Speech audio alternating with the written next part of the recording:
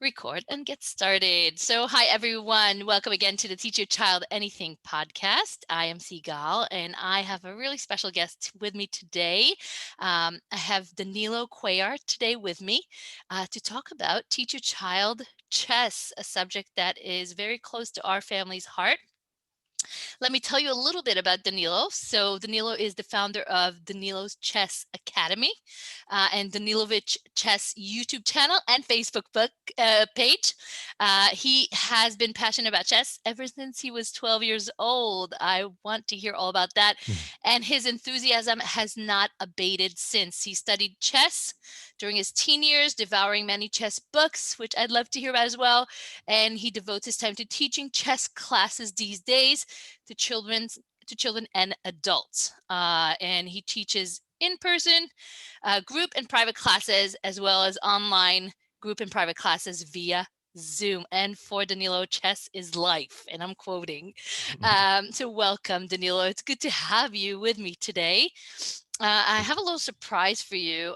First of all, Danilo and I have been part of the same circles in northern New Jersey, southern New York, but amazingly, we have never met face to face. We've been in touch online for quite some time, following each other's content, really liking, I think, and resonating with each other's content. So I'm just so honored to have you here face to face. So Danilo knows many of our friends, extended family, and actually my own children have played tournaments with him and online with him. And I want to share with you some things that anonymous friends have shared about Danilo's teaching style when it comes to chess. And I think it's important to give us context, because Danilo is my impression of definitely out of the box and one of a kind of teacher. So one friend shared that Danilo is very passionate about chess. He loves all styles. He's a gifted teacher. He's always, perhaps unconsciously, guiding others in chess. He is humble and encouraging. This is one of the quotes. And another one is, Danilo, he's very gentle and patient with the kids. He really cares about each child's progress. His passion for chess really shines through in his teachings, and his students really love him. Chess is more than a game to him. It's a life skill, and he tries to embody that and teach the kids that, while also making it fun and competitive. So Wow. this should give you a little bit of context about Danilo's teaching style. You're blushing. Cool. So nice to hear. I think it's well deserved, Danilo. So let's get started. When and how did you get started with chess? So my father probably taught me around 6 years old, and between 6 and 12, my father, my two uncles, and my grandfather on my mother's side, um, they would all beat me. I would play them. I'd play my father pretty often. He would always beat me. I'll play my uncles, family reunions. They would always beat me. My grandfather, I actually thought my grandfather was a grandmaster. I thought he was so good. I'm like, wow, this guy must be a grandmaster. I didn't really actually understand what that term meant, but um, when I turned 12, to me, that was like a turning point in my life in many ways, not just chess. Um, I remember one day just waking up, and I said, I want to play. I told my father, I want to play you in a game of chess, and we played. And I remember the exact position to this day, what that position was, and we drew. It was a stalemate, and from then on, I started reading a lot of books. I started playing online. This was like the 90 mid and late 90s. Read a lot of books, played a lot online, and I went to chess tournaments. And I had a chess tutor for about a year. But I would say I'm largely self-taught. I got a lot of books really, and I was just reading, and and then my father, my uncles, and my grandfather were never able to beat me, and so guess what? They stopped playing me. So, which is kind of unfortunate, because in as homeschoolers, we want our kids to be smarter than us, right? In anything that we teach them, right? And so I think it's kind of tragic when like family has that approach that if you can beat me, I don't want to play you anymore. I don't want to challenge you anymore. It's like, so I don't know. I thought that was a strange reaction to that. And I tell my kids, I look forward to when you can beat me. I look forward to it. And Do actually, they try? just a side note, every time we meet a new family, my daughter, who's 8, I have an 8-year-old girl and a 10-year-old boy, and they're both very good. They're both probably equal strength, and they're pretty competitive. And my daughter always says, without fail, every new family we meet, I beat my father twice in chess. And that's true. She beat me twice. And I have a bet with my kids that if they can beat me, I'll give them $40 for every game that they beat me. And so she beat me Mm, twice. So I have $80 debt. a picture on Facebook. No, I paid her. I have a picture on Facebook of her holding up her money because she beat me twice. So the first game was I committed a mistake that most beginners commit, which is once you're ahead, you kind of relax. Ahead of material, you just relax and you think that the game is going to be easy, right? I was ahead like a queen, bishop, rook, things like that. All she had was one rook, and she went down the back rank. My king couldn't go anywhere. I lost my queen, lost my rook, I lost my bishop. Checkmate, back rank checkmate. She was like jumping up and down. She was so happy. And so yeah, so I give that encouragement because I got the idea from, I was at Alex's chess club, and I met this two boys, and they said Alex, just for those who don't Alex know, Freeman, yeah. Alex Foreman, he was with us talking about math. He runs the Rockland Chess Club. Go Yeah, ahead. yeah, Rockland Chess Club. So these two boys, they told me that their father has this running deal with them that if they if they beat him, he'll give them $1,000. Right? That's what he said. That's the deal, right? Oh my They're goodness. probably like 10 or 11 as the oldest, and the youngest is 9. But and then they said every year that they get older, that number decreases by like 900, 800, because they're getting smarter, right? Yes, So right. so I thought that was They're getting pretty ambitious. closer, right. I can't make that guarantee, but yeah, I thought that was a good example of giving kids a monetary reward. I'm definitely a big fan of giving kids monetary rewards for certain things, because like I want them to feel like something they're doing has how you say benefit or reward, right? Like we all work, Value, right. none of us work for free.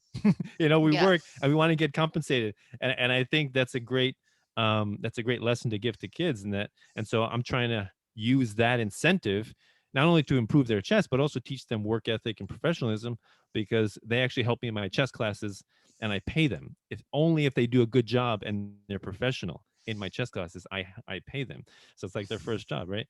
right. So yeah. Do All you right, I got feel it.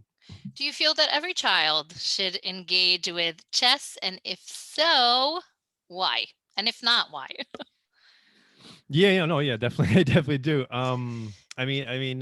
Certain kids are definitely more inclined towards chess. They have I guess, maybe a logical brain, logical mind. But there's so many parallels that we can draw from chess that can improve other aspects of your life.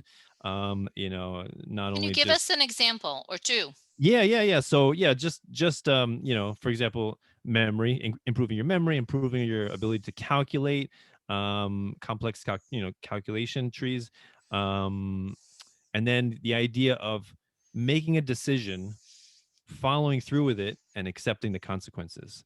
I think that's such an important lesson that kids can learn, and that's why I don't really support kids giving takebacks to each other, because What does you that know mean? take back. Oh, like when you, let's say one kid does a bad move and he says, "Can I have a take back? Can you let me take back the move?" Got it. Um, I don't, I kind of discourage my kids from doing that, because I tell them, you think about your move very well. Don't move impulsively. Look around, and only then you move and you commit to your decision.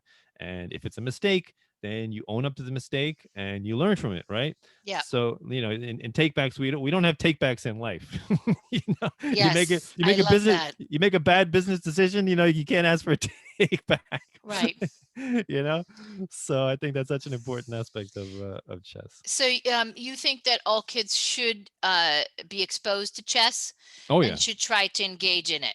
I think Okay. so, yeah. Um, from your experience, are a lot of kids out there playing chess, or is this not very fashionable these days? Is it making a comeback? Where are we as a society when it comes to chess? Um, yeah, I think it's definitely increasing. And when I was a kid, one thing that inspired me was the movie Searching for Bobby Fischer, and I Yes. checked just yesterday just to see what year that came out. It was 1993, and I got into chess like in the mid and late 90s, and so there wasn't really that many chess movies like that like were very inspirational, Right. and that was one, and it really affected me and I loved it, and it just, yeah. So and I realized that the past few years there's really been an explosion of chess documentaries, chess dramatic movies, based on real life. Right, Th- like these days we have the Queen's Gambit, and yeah, there was another one. The name is slipping my mind, but about a girl in Africa, yeah. Queen of Queen of Katwe. I have a Katwe. Katwe. Yes, Yeah, I have an email that I email to my chess students or anyone who's interested, and I list all of the movies slash documentaries slash series that have chess as a central theme, love it. and I describe them a little bit, and I recommend that for families to watch with their kids because they're so inspirational, and some of them are based on true stories, some of them are not, but nevertheless, again, I think the Queen's Gambit series shows that it doesn't have to be based on a real story to be inspirational and to inspire people to learn the game, because Right, 'cause Queen's Gambit is fiction. it's a Yeah, fiction yeah, story, yeah. right? Queen's Gambit is based on a book, is fiction book, but guess what? The protagonist is a female, is a woman, and it's encouraging a lot of girls and women to take up chess, which is awesome, which is great. My daughter, she loves it. I saw a little bit with her. She loves it. She loves the series. She loves. I watch a bunch of chess movies with my kids. I saw the Queen of Katwe. We saw. I think we saw, yeah, Searching for Bobby Fischer. Oh yeah, we saw one called Endgame, one called Life of a King. There's a lot of them. There's um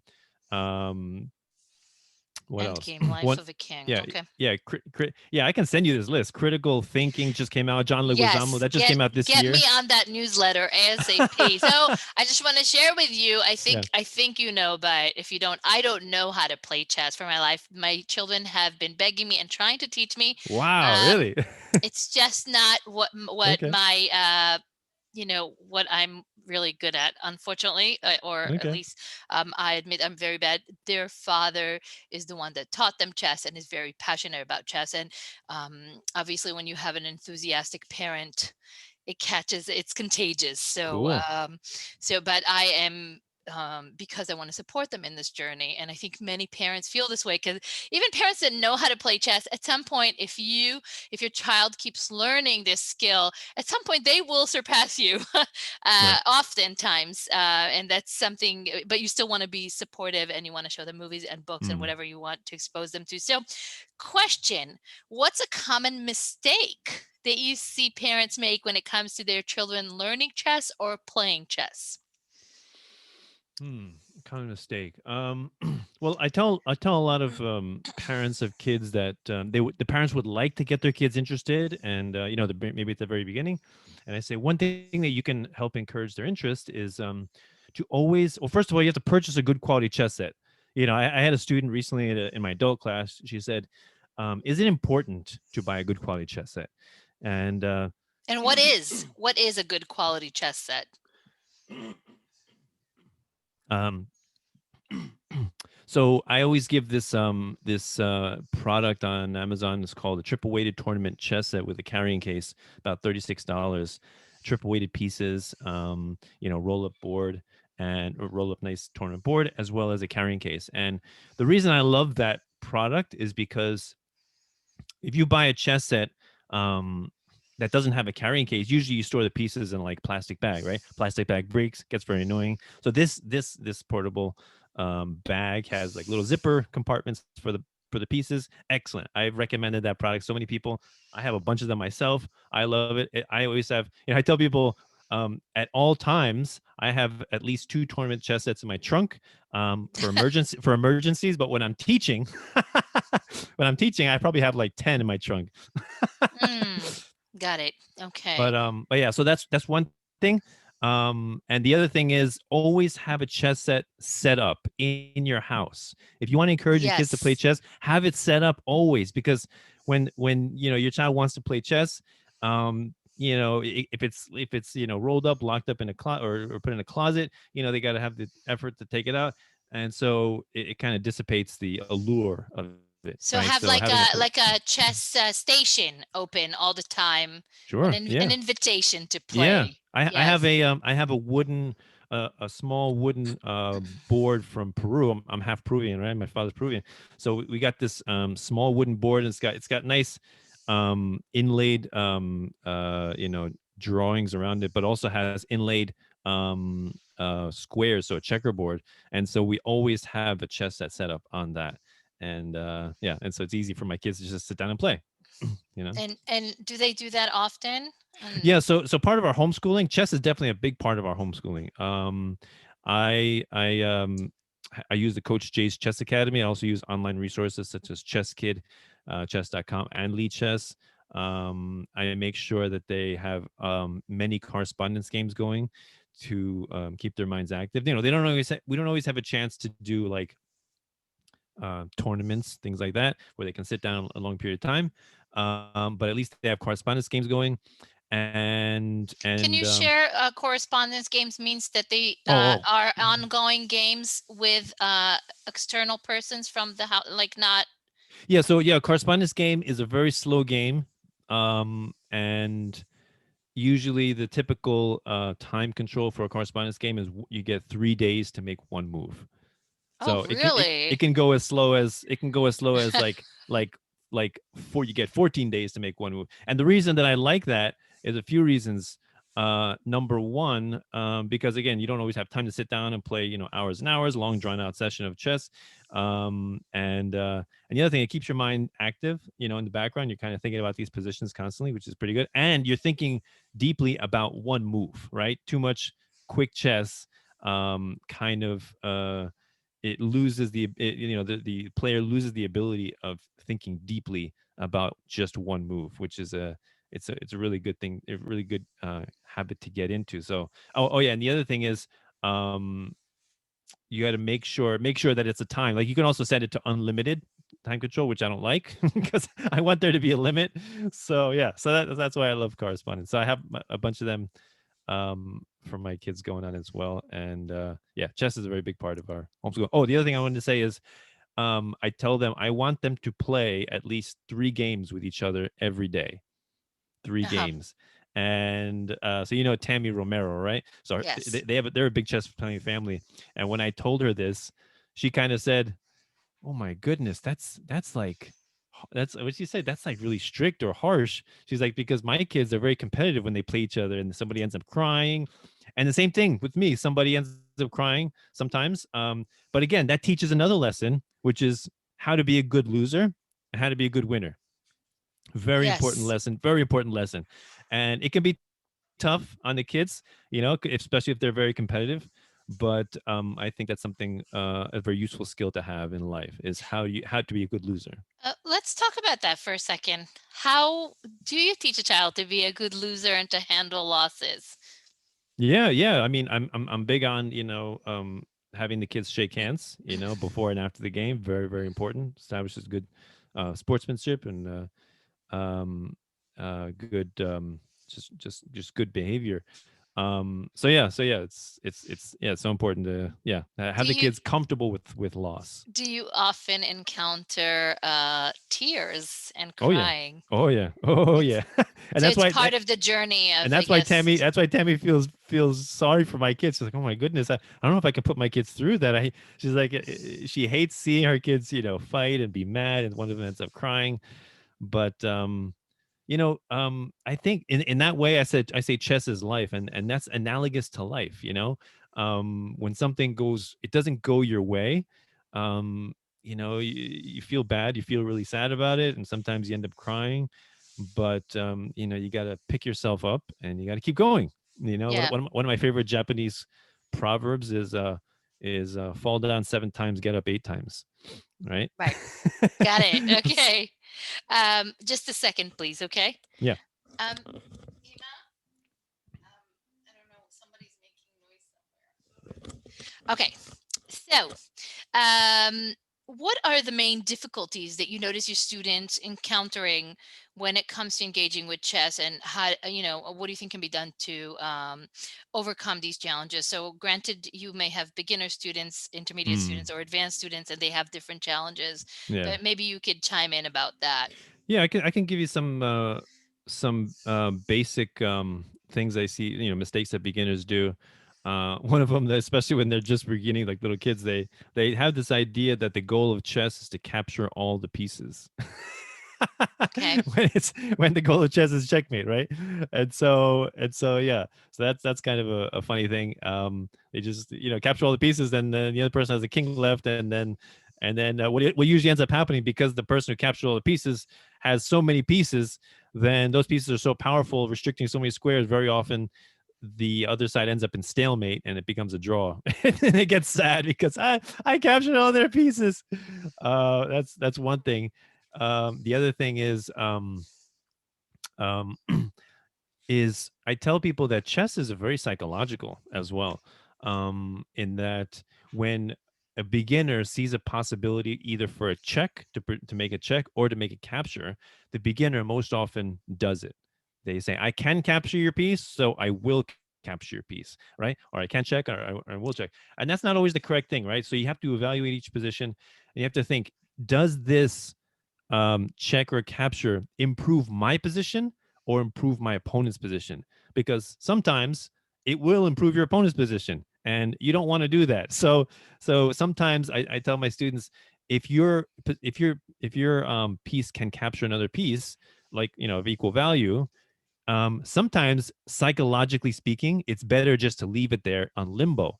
So if you capture, then you're improving your opponent's position. If your opponent captures, they're improving your position. So basically, you want to maintain the tension. And what I tell my students is, people crack under tension, under pressure, right? So you maintain the tension.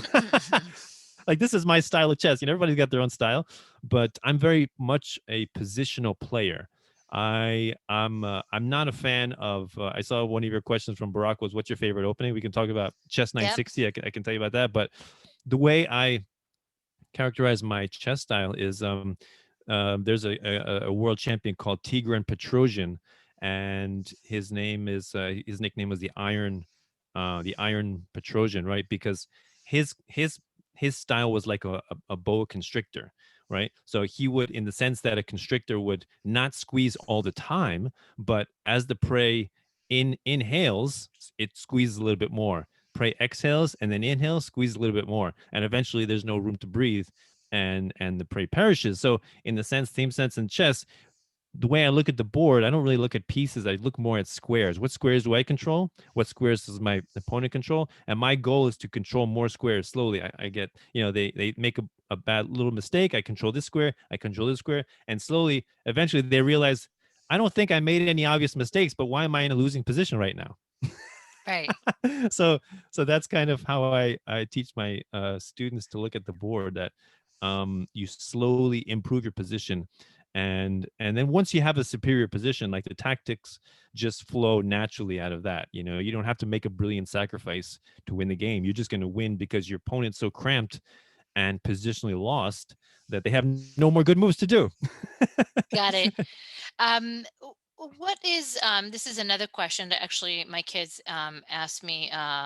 to discuss with you what is your rating and how is rating determined, and how important it is for us as parents to be following their ratings and Mm. watching it, making sure that it grows. Anything you could contribute So, about that? so yeah, so my rating, USCF rating was like when I stopped playing tournament chess is like 1981, That's pretty and high, right? yeah, it's pretty high. I guess you could say I was an A player or an expert. But I have beaten online, national masters, international masters, grandmasters. So if I kept going, like I stopped playing tournament chess, um, like probably when I was right before I went to college, and then my life just did that, and then I was working, and then I had got married, then I got kids, so it's like once all that starts happening, you don't really Yeah. have much time to do any more tournament chess. So so yeah, so I don't know how much I could have achieved, if I kept going. Who knows? I don't know. But How is rating determined? so yeah, so the USCF, or United States Chess Federation rating system, is basically you first you have to establish a set rating, which is like, I think after 20 games you're no longer provisional, then you have a set rating, and then it's according to what rating your opponent has, what rating you have, and then if you win or lose, depending on that, you get uh, added a few points, subtracted a few points, that kind of thing. And you play a person that's really high rated, then you get more points, things like that. So yeah, rating, it's a good way to establish strength of yourself and your opponents. So yeah, just kind of a gauge. I mean, I don't think it's good to focus on ratings all that much, but they're That good. was my question. How seriously should we focus on it? So I'm guessing if your child is into competitive chess, it has more significance than if your child just plays chess for fun or for joy. Yeah, exactly. So yeah, I mean, I guess you can get kind of caught up in the ratings thing, but yeah, I mean, I don't really focus on, I don't really advertise like my students, I'll get you above this rating. I don't really advertise that. I'm more interested in, do you understand the principles and the concepts of the game? That's what I understand. That's what I want to get at. And so, yeah, go ahead. How early, what age do you think is the youngest that children can be encouraged to engage in chess? So I'll tell you the youngest student that I've had, 4 years old, and I remember How did it go? I was working in this company called the International Chess Academy, and this woman brought in her 4-year-old son, and in my mind I'm thinking, how can a 4-year-old play chess? And then, but surprisingly for this 4-year-old, I think he was a pretty precocious 4-year-old, because he knew quite a bit about chess. I mean, he's still a 4-year-old, so it's kind of funny, because we tend to think that kids who play chess at a young age are like intellectually advanced, but still emotionally they could still be that age, like a 4-year-old. Do you find that there's correlation that kids who can play chess younger are more academically, intellectually advanced? Is there a correlation there? I don't know. I'm not even sure about that. I mean, I know that it will definitely benefit them Right. And in, I'm in in guessing that in you ways. also need a certain level of maturity, right, in order to sit um, Yes, and definitely. concentrate. Yeah. You need maturity. You need patience, and dedication. Like Tammy's son, Pedro. He's an amazing kid. He yeah, I remember the father would tell me like he's worried about his son, because his son, when he was like 7 or 8, he would spend hours and hours playing chess, online, reading books and going over games. And he's like, is this good for him? Like am I somehow contributing to his to not allowing him to be a kid? And he was Right. genuinely worried about it. But I told him that he wants to do that. That's his choice. It's different if you like tell your child you must study chess for hours a day. No, that's a big difference than a child saying, I want to do this with my free time. I love this. Big Yeah. difference. So From your experience with children who have a big passion or a big love for chess, do you think the parents have anything to do with that, or were just some kids born to excel in chess? It's just part of their wiring, or both, or whatever. Yeah, I mean, it's wonderful when the parents do encourage them. That's always great to see because, yeah, a lot of times the parents they don't know how to play chess, and the kids need people to play with, of course, right? So it's very nice. It's very nice when the parents are involved as well. Um, so yeah, I think that parents can do a lot to encourage their kids. And some kids are so passionate about it that despite their parents maybe not caring about it, they're still into it. you know? Right. So So sometimes these and that was me. I think that was me as a kid. My parents were really not passionate chess parents. I was the passionate one. I wanted to do, I didn't care what they thought. You right. know? That was It me. just clicked for you, it Yeah. resonated Yeah. with you. So these days, because of COVID, I know that my own kids have less exposure to playing in-person chess with others, Yeah. and a lot of the chess has transitioned to online. Is this a good thing or a bad thing? Any thoughts about that? It's definitely more convenient, but it's no substitute at all. The one thing about chess, I think, is it's a social aspect of it. You're interacting with so many people. Like we last year, in I think it was September 2019, we went to this what was it called? I think it's called Chess in the Park. Hmm. Have you been there? I haven't, but I've heard that it is happening. Oh, it was so cool. And it was in Bethesda Fountain in Central Park, in Manhattan, and there was a lot of kids there. And it was just a wonderful experience to see all these kids. My kids met made new friends, playing chess with all these other kids. It's just a great social experience, and you can't replicate that online at all. It's so sad that things are they are the way they are now because, yeah, I think a large part of chess is the social aspect.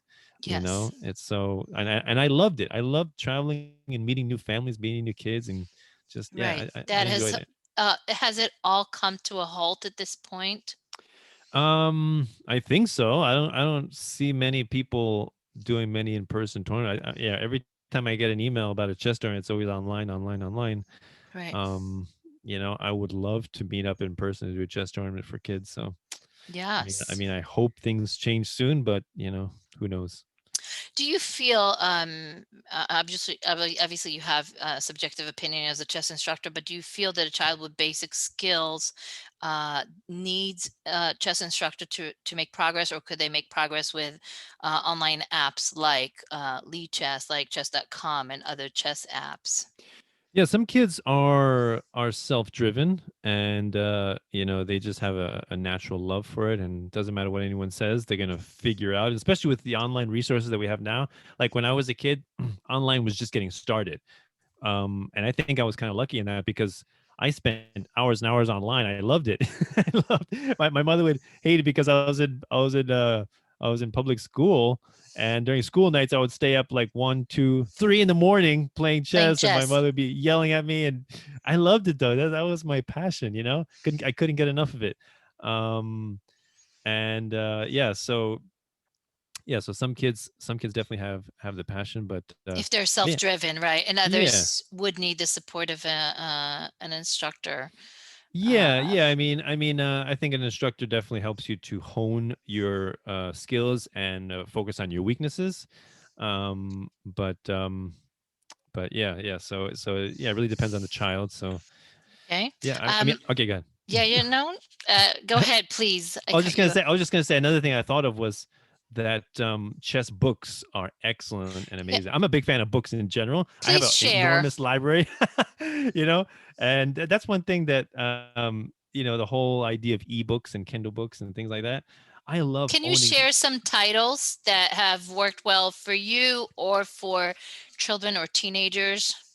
of chess books. You mean? Yes. Yeah. I mean, I have a bunch. I remember in high school that I used to read. I used to wake up at 4 in the morning because I would leave. I think I would leave the house at 6 or 6:15 to catch the bus, and I would wake up at 4 in the morning just so I can have enough time to read my chess book, read some Wow. philosophy book because I loved philosophy. I was getting into philosophy, and I was reading the Bible a little bit just as a curiosity.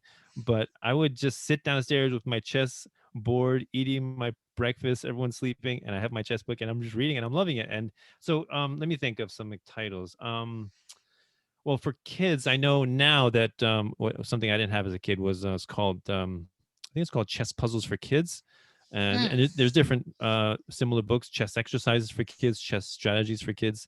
So that's pretty cool. I use that, and my kids also use that as well. Let's see, what else do I have? It's okay I if mean, you I mean, don't. I, yeah, I don't. Mm. Well, I don't know have that many books geared towards kids. Like I like Yasser Sirwan's books. I have his Winning Chess Brilliancies, Winning Chess Strategies. Do you That's ever awesome. encounter kids who read these adult chess books? So what I do with my classes is I have a tournament at the end of each class in the last week, and the winner of the tournament receives a chess book that I would mail to them. So I definitely and I give them an option, few different options that they want. And so yeah, I mean, hopefully I'm inspiring them, encouraging them to read more chess. So yeah, Yeah.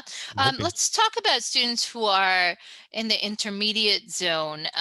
What could they do on their own time to get an edge in today's competitive chess market? Like, can you chime in about going over? We saw this in the Queen's Gambit, going over grandmaster games, using game analysis, focusing on just one opening. Anything that comes to mind about what you can do on your own time to improve your game, except for practice, obviously. So yeah, so practicing is good, but I think a lot of people, a lot of students focus too much on practicing like bullet and blitz chess. It's fun, but it's not really that instructive. Like a person could do a bunch of many hours of blitz and bullet and not really improve because you're not really analyzing your own games.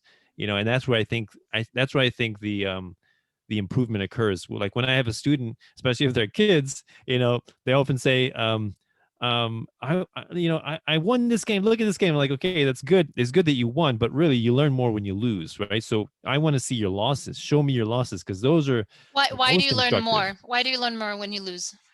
Because you immediately see, it's an immediate in your face realization that you've made some mistakes that didn't turn out well for you, and so let's examine why, right?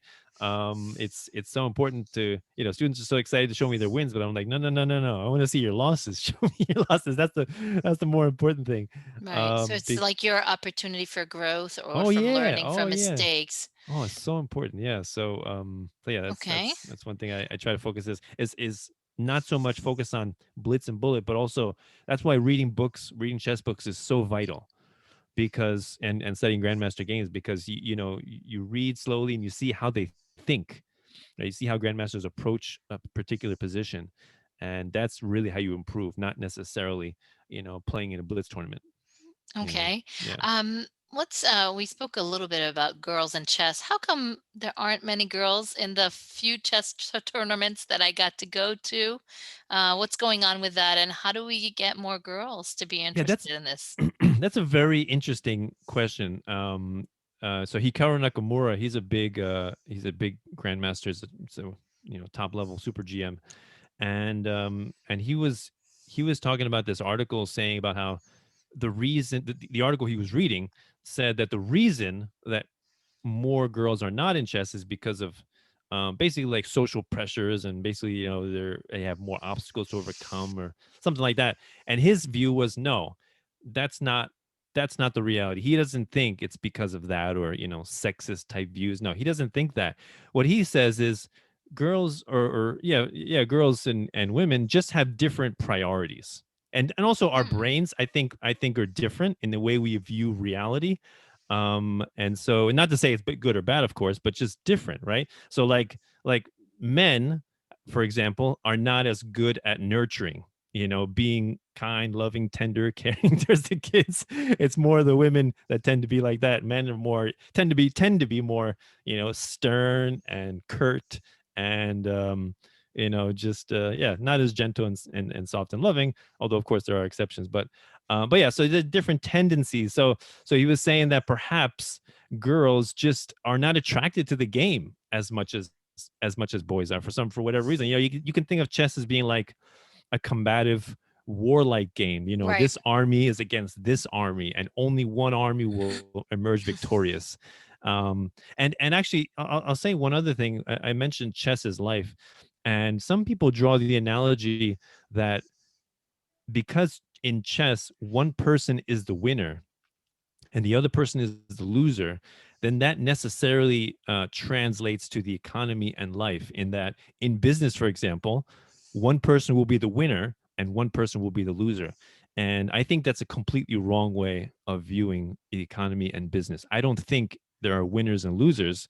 Like there's market transactions, there's exchange, there's improvement, there's development, there's misallocation of resources, but I wouldn't necessarily say winner and loser. It's like when you go into a store and you buy something, you gave your currency and you got something for it. Was there a winner or a loser? No, both people benefited. So Right. in the market, I don't see it as winners and losers, but chess is different. Chess is more like a war, like a battle, Right. So Which is often considered a masculine yeah, so so type so of that so thing. perhaps that's one reason why girls, like for example, why do girls, and I thought this was an awesome example of this. Like they did this study of like baby male chimps and baby female chimps, and they gave like both chimps, they gave like a car or a train and then a doll, and I assume you can guess which chimp chose which, right? Like Mm. because the idea is that girls like, I don't know, pink things, or they like dressed up, or they like dolls, because that's how they're socially conditioned. But it goes even deeper than that. Like why does a female chimp choose the doll over the Right. car or the train, whereas the male chimp chooses something that moves? And one explanation is that the female brain, the way they look at the world, is females tend to focus on facial expressions and warm colors, and males tend to focus on things that move quickly.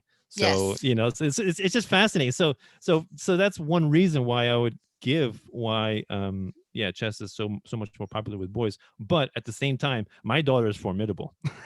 Mhm. She's a very good chess player and she knows it. And it's very hard for my 10-year-old son to lose to my 8-year-old daughter. And so frequently the tears when they occur, they're from my son losing to my Oh, daughter. that's And an awesome story. and Tammy like loves every time I tell her stories about my daughter. She's like, I love it that you're done. That Serena plays chess. Right. Let's before we wrap up quickly, chess tournaments, Yeah. yay or nay, in your opinion, as part of the chess journey? Oh, as part of the chess journey. Yeah, no, I think it's a good thing. It's like you learn the concepts, you learn the principles. You read some books, and then you want to put it into action. You want to put it into effect, and you want to see the outcome, right? So yeah, definitely. Yeah, tournaments are a wonderful thing. Not only just because you're practicing your chess, but as we said before, the social aspect, meeting up with other kids in person.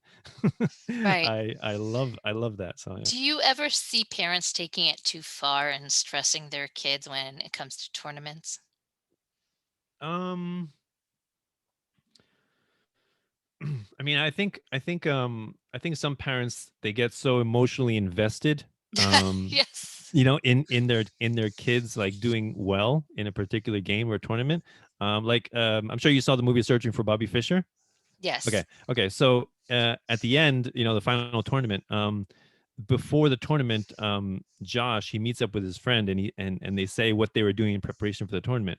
And the other boy's friend is like, we were doing nonstop analyzing chess games and reading and just hours and hours of chess. And Josh is like, what? I went fishing. My father said, no chess books. We're going to go fishing. You're not going Right. to think about chess. And I thought that was fascinating because, it's kind of like cramming for a test. It's like you either know the information or you don't know the information. Like you staying up all night and losing sleep does not help your ability to take a test. So Right. in the same sense, you're either prepared or you're not prepared. So I think that having a very healthy attitude towards competition and tournaments, and not Right. try to stress your kids about it, not try to say, or yell at them or be angry at them if they lose, Right. And but yeah. chess is also, I think, something important to remember. It's not a one and done, so it's a journey. Yeah. And it's not a short journey. Generally, it's something that goes with you, hopefully, for life. Yeah. If you're setting up, the right constellation, the right attitude in your home for your kids with chess. Um, how can a parent help their child in chess if my child is better than me in chess? How can they help them? I mean, there's a lot of great videos online, as well as, of Hmm. course, chess classes, Hmm. definitely. Right. But our kids are going to surpass us in many things, and I think that's something It's to be probably a grateful. good thing. I think that's something to be Yes. grateful for. We want our kids to be better at us at life, right? I think that's like the definition of success as a parent. You Yes. you don't want to be better than your kid at most things, that's I think you raise your child right if they can beat you. Yes. If they're better than you at a few things. So yeah. All right. Before we do the takeaways, my son Barack, 15 years old, asked, "What is your favorite chess opening, and why?" And I promised him that I would get that answer from him. Okay, so two ways to respond to that. First thing, I'll give you my favorite opening, but the second thing I'll say why I love chess 960. Okay, so the first thing is my chess opening. So when I was a kid, I was more, I guess, more into chess as like an attacking, tactical, exciting game, and so I would play openings that reflected that, which is like the e4 king pawn opening. Those are more tactical, sharp games that end up, end up deciding the winner or loser pretty quickly. And then as I got older, I feel like I've matured more, and I don't want those kind of games anymore. So I actually don't play e4 king pawn openings anymore. I play more queen pawn openings, d4 or c4 English opening, everything else except king pawn, because I don't want a quick tactical game. I want a slow positional game. My style has evolved and changed as my maturity has changed, which is very interesting. They say Yes. they say that you can learn a lot about a person's personality when you watch them play chess. They also say that chess is not for the timid. For the the timid yeah, it's not for the the doing. timid, yeah, or the feeble minded, or feeble hearted. um and the other thing I'll say about chess 960 is that I absolutely hate, one thing I don't think that I don't like about chess literature is the focus on openings, on complex opening variations, because to me what that signifies, what that translates to, is that people tend to think that, in order to get good, you got to memorize this opening, this variation, and go into these complex variation trees, and hopefully you can catch your opponent in some kind of obscure trap and then win the game. And to me, that's not chess at all, because all that is rote memorization. Rote memorization is not chess. To me, chess is understanding the principles and the concepts of positional play and strategy and tactics. That's chess. And so I really don't like the fact this inordinate focus on openings, and I always hated that. And when I discovered chess 960, which, just to define it, is also called Fischer Random. It was created by Bobby Fischer, the world champion in 1972, and he had a similar view of it, which is, in order to dispel this whole focus on openings. So what he did is, it's regular rules, regular pieces, but on the first rank and the last rank, the pieces are randomized with the only two rules of bishops are on opposite colors and the king has to be between the rooks. And if you follow those two rules, there's 960 possible opening positions. Wow. So effectively, that completely throws out the window any kind of preparation for openings that you can do. So from the very beginning, you have to be creative and imaginative with your play, right? Whereas with regular standard chess, people, we all get into our zone. We all get into a rut. It's like, I like playing this opening. I'm going to play this opening. If my opponent does this, I'm always going to do this. So the first couple of moves are like mindless, like robotic, and I don't like that. Every move you got to think about, right? So that's what you're forced to do with chess 960. You're basically forced to think more. The game becomes even more complex, and that's what I love. And so with my kids, I told you that they play 3 games a day, and I always tell them one regular, because they want to play at least one regular, and 2 chess 960. So they're very, and the way I look at it is like they're becoming multilingual. You can kind of think about it in chess terms, because they not only know how to play chess in the standard position, but they're learning how to play chess in all the other positions. I think it expands their mind, the range of possibilities, their thinking. So to try to avoid their thinking becoming too rigid. Got it. So that's my So, that's my as we wrap up this amazing and inspiring conversation, what are some take-home messages for us parents with children who are interested in chess? Anything that you want us to remember, keep in mind? Any Mhm. sentences we should be saying to the kids about chess or while they're playing? Anything. Yeah. I mean, yeah. No, number one, yeah, don't take it too seriously. It's a wonderful game. It has a lot of great lessons to teach, and I think a lot of those lessons are self-evident. The more kids play chess, the more they inevitably learn these lessons, and definitely focus on good sportsmanship. Learning how to be a good winner and a good loser. Or a good loser and a good winner, because so many people focus on the good loser part, but then the good winner part, Right. that's no good either. Very important. Yeah, Right. so important, so important. So yeah, I mean, just have fun with it. It's a great game. It's so old, and I love it that it's had a revival as a result of this Netflix series. And just interesting trivia note, that as a result of this Netflix Queen's Gambit series, there's been a huge surge in chess set Really? sales, and they're, Huh. they're like sold out. They're sold out. Like you can't find chess sets when you go to places anymore. That's People are amazing. people are buying not only like tournament sets, any chess set they can find, they're buying it up. So it's pretty inspiring to see that. And I've got a lot of people approach me about this Queen's. Have you heard this Queen's Gambit series? It's so cool. And and Would you? and Yeah, go and, ahead. and it's not only popular with chess in the chess community, it's also popular with people who don't absolutely know nothing about chess. Like the spouses, they watch and they're like, there's more than enough drama here for me to love this series. Right. Would So yeah. you place a chess set in the middle of every household that has kids in it? I think it's a beautiful thing. It's a work of Right. art. Right. I saw one of my private students. He had it was like on his wall is a chess set, and the pieces are like, they're like, how would you say, they're like horizontal. Right. And it's like Yeah. it's so fun. It's It's like a so pretty cool. picture. Yeah, like a picture, but they're like sticking out. They're magnetic, and so he loves it, and he's like, it's great that it's inspiring people to play chess in the family. It's, I mean, I would yeah. love to have a life-size chess set in my front yard, but my wife says that's ugly. So So that's a no-go. So yeah, I want to first of all, I want to thank you, and I want to share with you that I'm taking away so many amazing things that you shared. Some of them are chess is a reflection of life. Chess, if your child plays chess, it will improve their memory.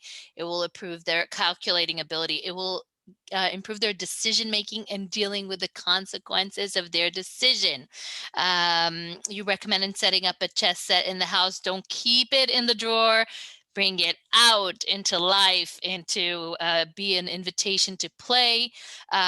It will teach your child how to be a good loser and a good winner. It gets your children to own up to their mistake. Take ownership. If you made a mistake, it's okay. We all oh make yeah, mistakes. oh Deal yeah. with it.